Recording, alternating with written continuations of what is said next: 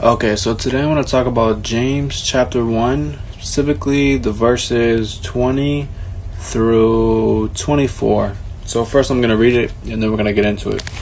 So it goes, "For the wrath of man worketh not the righteousness of God. Wherefore lay apart all filthiness and superfluity of naughtiness, and receive with meekness the engrafted word, which is able to save your souls. But be ye doers of the word, and not hearers only, deceiving your own selves. For if any be a hearer of the word, and not a doer, he is like unto a man beholding his natural face in a glass. For he beholdeth himself, and goeth his way, and straightway forgetteth what manner of man he was.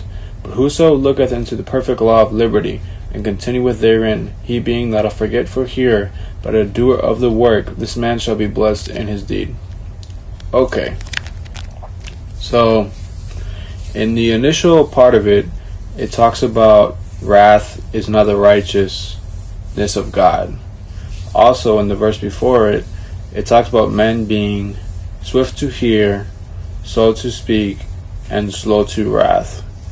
So in my opinion, it talks about how, as Christians, we have to control our impulses and control our knee-jerk reactions to things that happen in life.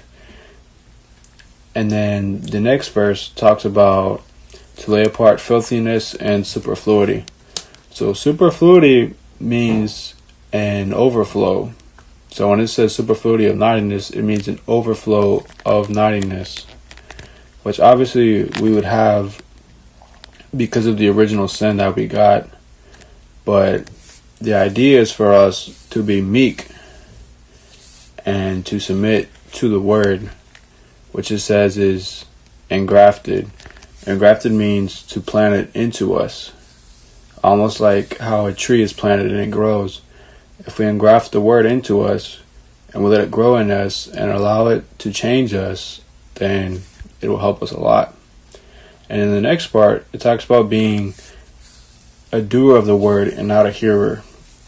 And it gives the example of the guy that he gets up and he's looking in the glass and he sees his reflection in the glass, and when he leaves, he doesn't see his reflection, meaning that he forgets it. If you were to look at yourself in the mirror and then walk away later, and you forgot how you looked, that'd be an example of, let's say you have someone that goes to church or reads the Bible, and then their actions don't show it. They've been the guy looking in the glass because they forget what they learn. They don't apply it to their life. And then it talks about to look into the perfect law of liberty and to continue and not be a forgetful hearer, which means kind of like similar to what I said before, talking about how that we as Christians, not only do we have to read the word and get involved with it, we also have to be doers of the word, to sow good deeds and to represent the Bible in the way that it teaches us to.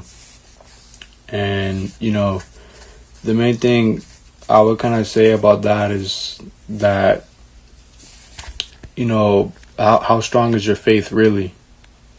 Because I would say that it's one thing to read the word, and it's one thing to study the Bible, but I think the most important thing is that it changes you and that it helps you to become a better person.